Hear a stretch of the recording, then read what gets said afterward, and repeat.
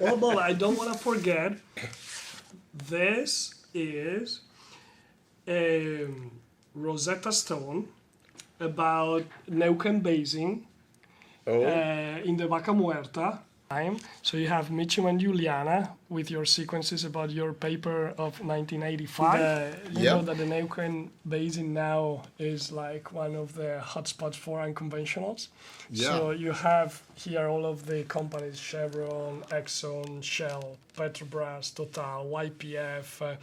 And then we have a common agreement to give these new names in order for all of these companies working in that basin in order to have the same language and the same jargon.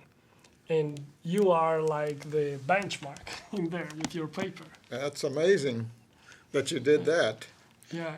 And I must say that Juliana was so much responsible for a lot of the local development and the wells that he tied to the seismic, and I think it was very important to show Miguel's contribution there. He was the mastermind of this. Then Miguel put the flesh into the seismic data with the wells that he projected along that the lines that we developed.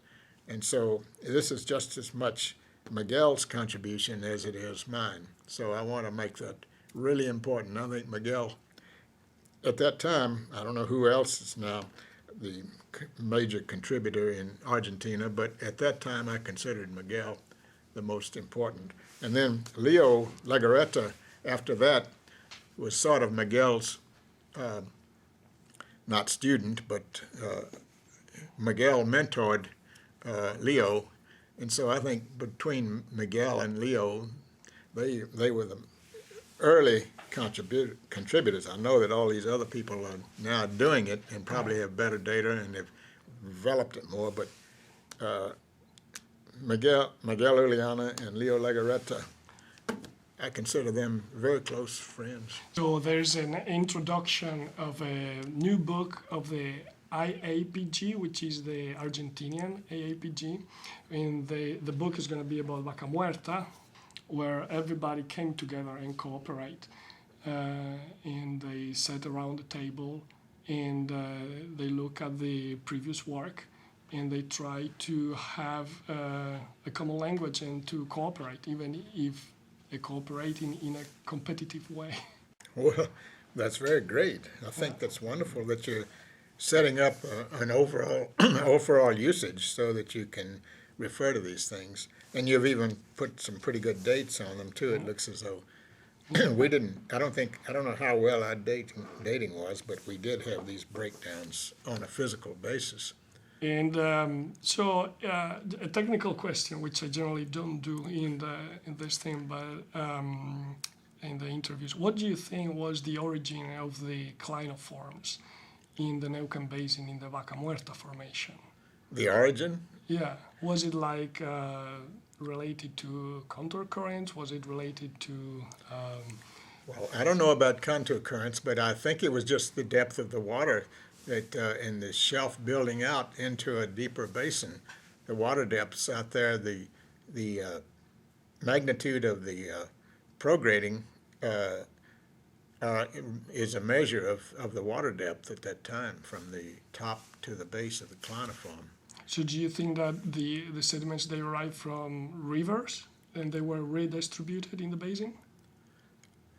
They came from the shelf, it looks like, and there's this circular pattern, and they were all kind prograding. of concentric. Yeah, concentric is a better term, and building out into the central part of the basin. So what is an oceanographic or sedimentological process that is building up a concentric growth of a clinoform?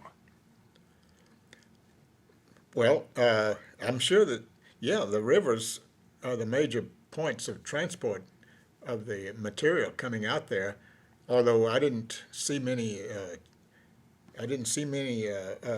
river valleys or anything. It was mostly a carbonate environment up on the shelf, and the fact that the muds there. I really don't know the origin of the muds that were the toes of the cliniforms, except that they were there, and that's a very common situation, even in a carbonate bank situation. So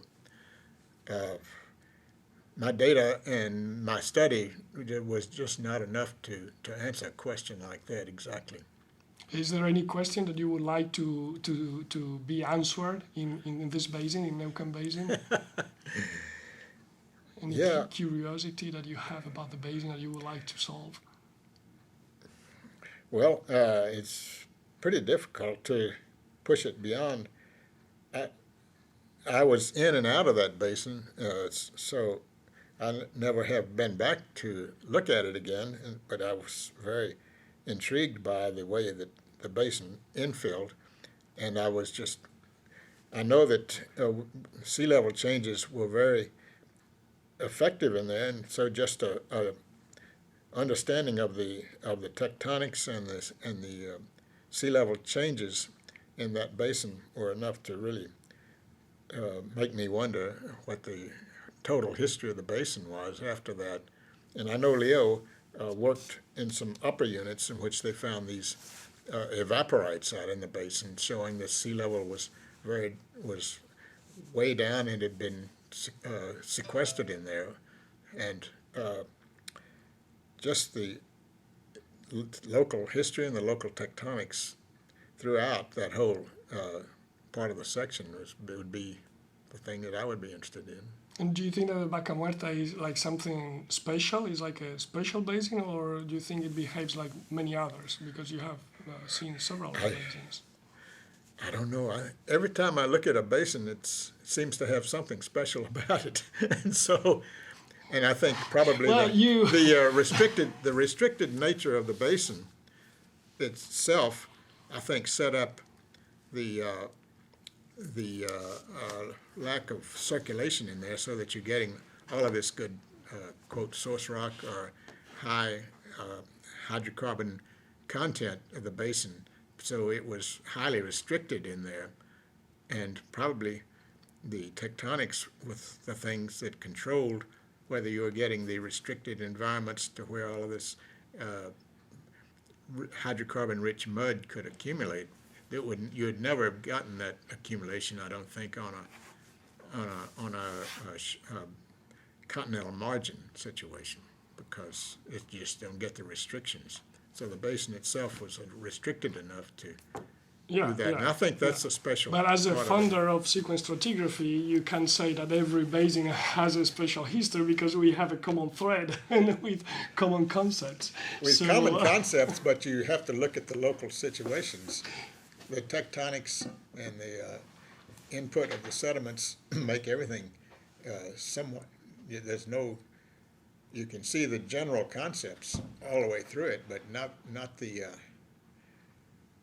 these particular situations that are a result of the local tectonics and the local sediment input drives. I see. Well, guys, do you want to ask something to Bob?